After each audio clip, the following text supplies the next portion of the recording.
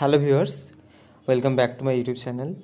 তো থাম্বনেল দেখে ইতিমধ্যেই বুঝতে পেরে গেছো আজকের ভিডিওর বিষয়বস্তু হচ্ছে তোমাদের ওবিটের লেখা মেটামরফোসিসের বুক 3, যেটির নাম হচ্ছে বেকাস। ওখান থেকে কিছু 2 marks question along with answer আমি ডিসকাস করব। তো পুরো ভিডিওটা সবাই আমার সাথে থেকো, এবং ভিডিও শুরু করার আগে একটাই কথা বলবো, যারা আমার মেটামরফোসিস বুক 3 এর ফুল অ্যানালাইসিস আমি পুরোটা পড়িয়ে দিয়েছি, ওটা যারা এখন দেখোনি ওটা কিন্তু সবাই দেখে এসো, দিলে কিন্তু তোমরা বুঝতে পারবে, নাহলে বুঝতে পারবে না। ওকে, তো দেরি না করে চলো শুরু করা যাক। যারা নতুন আসছো, প্রথমবারের জন্য আমার চ্যানেলে আসছো, এটুকুই কথা বলবো, একটু সাবস্ক্রাইব করে পাশে থেকো পরবর্তী ভিডিওর নোটিফিকেশান পেতে। ঠিক আছে, তো প্রথম প্রশ্ন আমি রেখেছি তোমাদের জন্য, হাউ অ্যাক্টিয়ন কিল্ড। ওকে, তো অ্যাক্টিয়ন কে ছিল? তোমরা জানো অ্যাক্টিয়ন ছিল একজন শিকারী, ক্যাডমাসের নাতি। ও কীভাবে মারা গেছিলো না, যেহেতু শিকারী ছিল, সে বনে গেছিল শিকার করতে। এবারে একদিন একটা হরিণকে মানে শিকারের জন্যে অনেকটা বনের ভেতরে চলে যায়, এবং হঠাৎ দেখতে পায় সেখানে যে গডেস ডায়ানা ছিল সে কিন্তু স্নান করছিলেন। কোথায়? মাউন্ট সিথারিয়নে। তো অ্যাকচুয়ালি ডায়ানা দেবী, যিনি কিনা তার যে ভার্জিনিটি দেবী বলা হয়, তো উনি ওনার ভার্জিনিটি খুব ভ্যালু করতেন। তো স্বাভাবিকভাবে যখন এরকম একটা ন্যাকের অবস্থায় অ্যাক্টিয়ন দেখে নেয়, তো উনি কি একটু অফেন্ড হন ডায়ানা।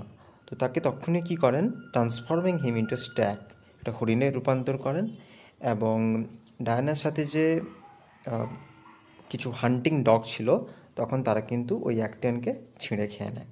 তো এইভাবেই অ্যাক্টিয়নের মৃত্যু হয়। তোমাদের এটা দিয়ে দিতে পারে, বা এই স্টোরিটা 5 মার্কসেও দিয়ে দিতে পারে। ঠিক আছে, যেভাবে দেবে ওভাবেই লিখবে। নেক্সট প্রশ্ন আছে, what choice did Agenor give ক্যাডমাসের বাবা কী বলেছিল, যে ইউরোপাকে খুঁজে আনতে, নাহলে কিন্তু তাকে বাড়ি থেকে বেরিয়ে যেতে যদি না খুঁজে আনতে পারে। And why did Cadmus not find Europa, কেন ক্যাডমাস ইউরোপাকে খুঁজে পায়নি? কারণ no one can find something that has been taken away, তাই না? কোনো যদি একটা জিনিস চুরি করে নেওয়া হয় বা নিয়ে চলে যাওয়া হয়, তাকে খুঁজে পাওয়া যায় না। তো সেই জন্যই কিন্তু ইউরোপাকে খুঁজে পায়নি। Next, Cadmus how did Cadmus kill the dragon, Cadmus ওই ড্রাগনটাকে কীভাবে কিল করেছিল? তো এইটা কিন্তু আনসার, এটা খুব ইম্পর্ট্যান্ট প্রশ্ন তোমাদের 5 মার্কের জন্যে বা 2 মার্কের জন্যে। ওকে, তো পড়বো, ওবিটের মেটামরফোসিসে ক্যাডমাস ড্রাগনটাকে কিল করেছিল কিভাবে? একটা রিভেঞ্জ নিয়েছিল ফর কিলিং হিজ কম্পেনিয়ান্স, তাই না? তার এই কম্পেনিয়ান্সগুলো যেহেতু এত দূর অতিক্রম করে গেছিলো রাস্তা, সবাই তৃষ্ণার্ত ছিল। তো তারা সেই তৃষ্ণা নিবারণ করার জন্যে যখন পার্শ্ববর্তী গুহায় যায়, ওই গুহায় একটা ড্রাগন ছিল, এবং ওই ড্রাগনটা কিন্তু ওদেরকে মেরে ফেলে। তো সেটারই একটা রিভেঞ্জ নিতে ক্যাডমাসের সাথে ওই ড্রাগন বা সার্পেন্টের অনেকক্ষণ লড়াই চলে, এবং কিন্তু শেষে কিন্তু কী করে, এই যে Cadmus then kill the dragon by thrusting his spear, মানে তার যে তরবারি ছিল সেটাকে মেরে ইন্টু ওপেন মাউথ, তার মুখটাকে খুলে ওই তরবারি ওর ভেতরে মারে, and pinning it to a nearby tree, এবং একটা নিকটবর্তী গাছে ওই ড্রাগনটাকে মেরে ঝুলিয়ে দেয়।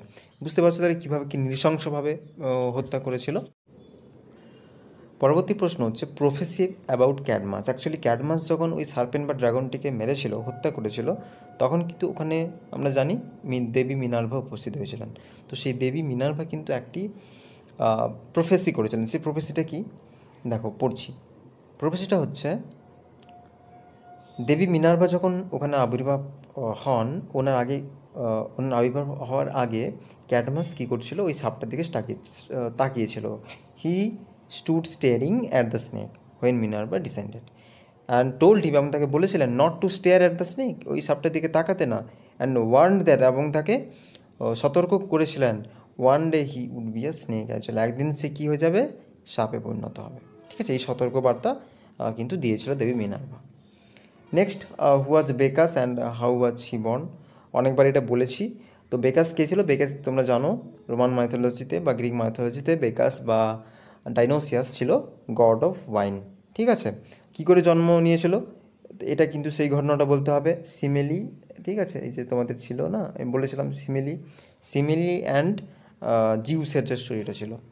তো সিমিলি মারা যাওয়ার পরে জিউস ওনার যে থাই বা জঙ্ঘা বা জাঙে কিন্তু এই বেকাসের প্রাণ প্রতিষ্ঠা করবেন। তাই এই থাই থেকেই কিন্তু জিউস বা জুপিটারের থাই থেকেই আমাদের বেকাসের জন্ম হবে।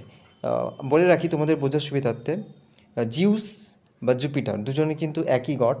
একজন রোমান মাইথোলজিতে জুপিটার নামে পরিচিত, একজন গ্রিক মাইথোলজিতে জিউস নামে পরিচিত।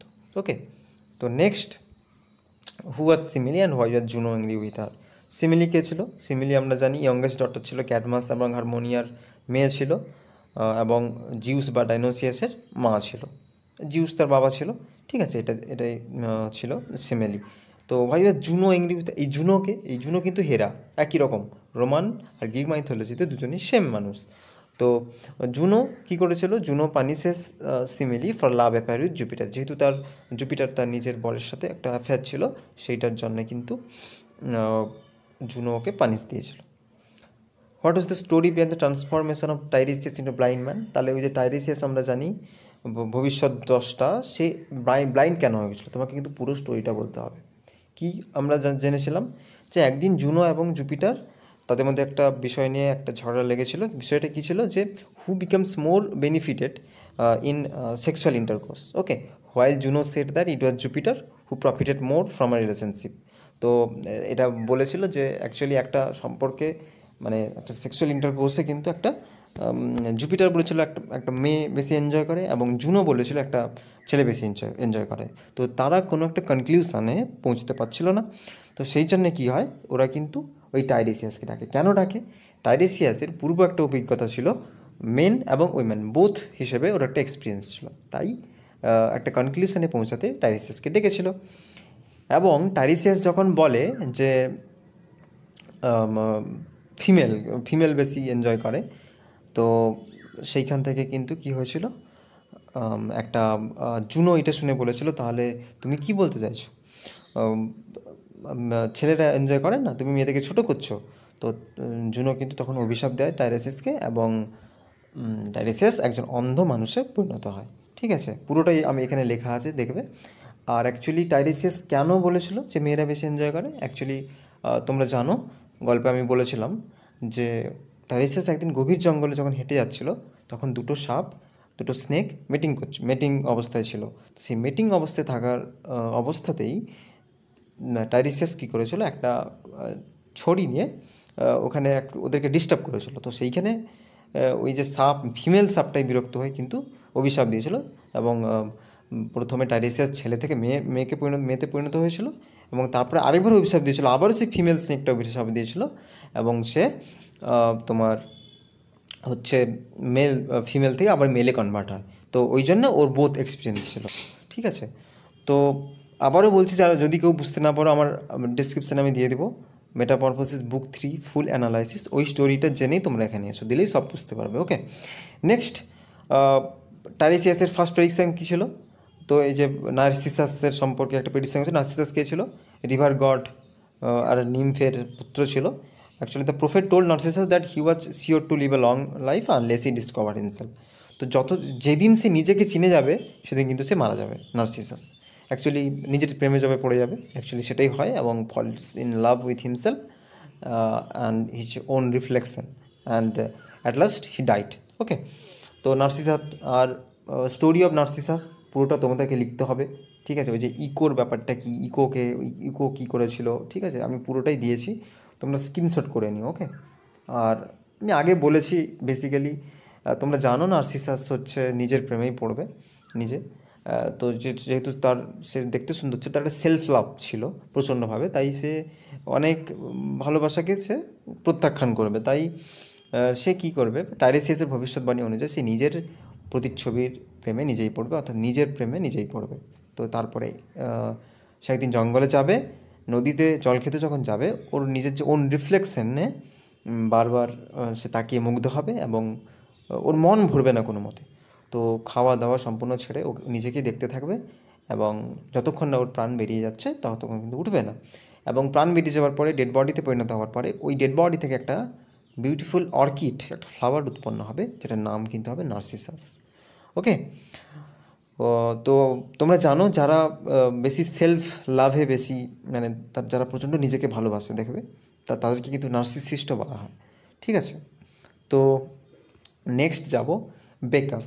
বেকাসের হোমল্যান্ড কি? এটা কিন্তু তোমাদের শর্ট প্রশ্ন দিয়ে দিলেও দিয়ে দিতে পারে, তাই আমি রেখেছি। বেকাসের হোমল্যান্ড হচ্ছে নাক্সোস।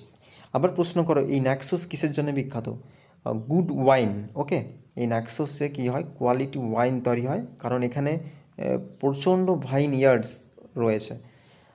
হুয়াজ অ্যাকুইটিস কে ছিল? একটা ফিশারম্যান ছিল যে বেকাসকে হেল্প করেছিল ওই জাহাজে, লিডিয়ান সোলজারদের হাত থেকে বাঁধানোর চেষ্টা করেছিল।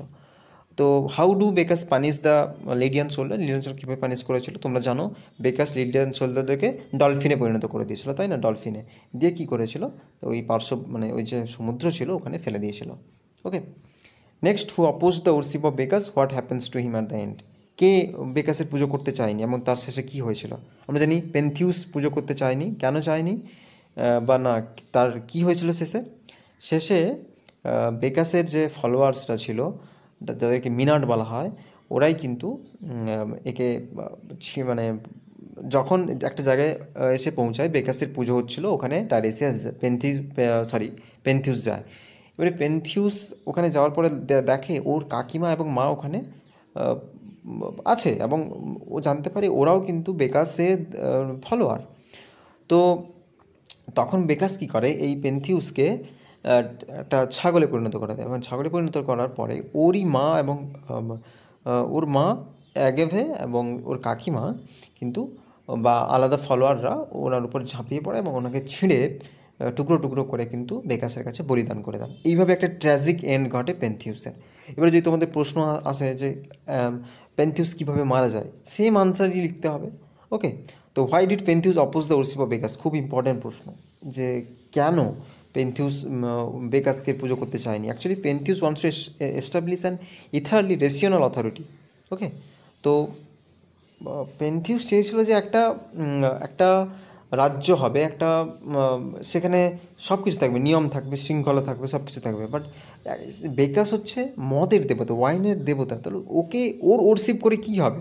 ঠিক আছে, তো ও সবসময় মেয়ে, মদ এইসব নিয়ে থাকে, তো ওর অ্যাকচুয়ালি কোনো ভ্যালুই নেই। ঠিক আছে, এই মোটামুটি এই পজিশনটা কিন্তু পেন্থিউস দিয়েছিল। ওকে, তো এটা এলে তোমরা আশা করি এইভাবে লিখতে পারবে। নেক্সট দিয়েছি, briefly discuss Pentheus speech to the Theban against worship Bacchus. Actually আগে পড়লে যে পেন্থিউস পুজো করতে চায়নি, এগেনস্টে ছিল বেকাসের, তো সেই বেকাসের এগেনস্টে থেবানদের মানে থিপসের যে অধিবাসী তাদেরকে কি কথা বলেছেন যে তোমরা কেন করবে না বা কী কারণে করবে না, এটা কিন্তু আমি পুরোটা এখানে লিখেছি। ঠিক আছে, তোমরা এখানে পড়ে নিও এই জিনিসটা, আগের আনসার এগুলো ঘুরিয়ে ফিরিয়ে সেমই। তো এই যে বেকাস বাই টেলিং দ্যাট বেকাস means being equal to a person who has no sense. যে বললাম নন সেন্স, একটা নন সেন্সের পুজো করে কী হবে, তাই না? তো মোটামুটি এই কথাগুলো কিন্তু বলেছিল।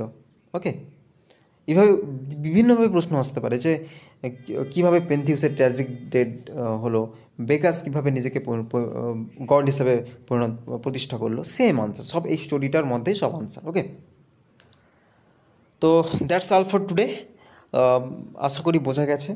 তোমরা স্টোরিটা ফুল কমপ্লিট বুকটা আমার পড়ে এখানে আসলে আমার মনে হয় আরও বেশি করে বুঝতে পারবে। তারপরেও যদি তোমাদের কোনো কোয়েশ্চেন, কোনো কোয়েরিজ থাকে, তোমরা কমেন্ট সেকশনে অবশ্যই জানো। যদি তোমাদের বোঝা যায়, তোমাদের হেল্পফুল হয়, প্লিজ মানে সাবস্ক্রাইব করে পাশে থেকো আমার, লাইক করে। তো একটা কথা বলবো, এগুলোর বাইরে কিন্তু এক্সামে কোনো প্রশ্ন আসবে না, এগুলো ঘুরে ফিরে হলেও এগুলোই থাকবে এবং আনসার একই। আমি যেগুলো দিলাম ওগুলো তোমরা স্ক্রিনশট করে খাতায় তুলে নাও এবং ভালোভাবে প্রিপেয়ার হও এক্সামের জন্যে। তো অল দ্য বেস্ট সবাইকে। তো দেখা হচ্ছে নেক্সট ভিডিওতে, ততক্ষণ জন্য সবাই ভালো থেকো, সুস্থ থেকো, টাটা।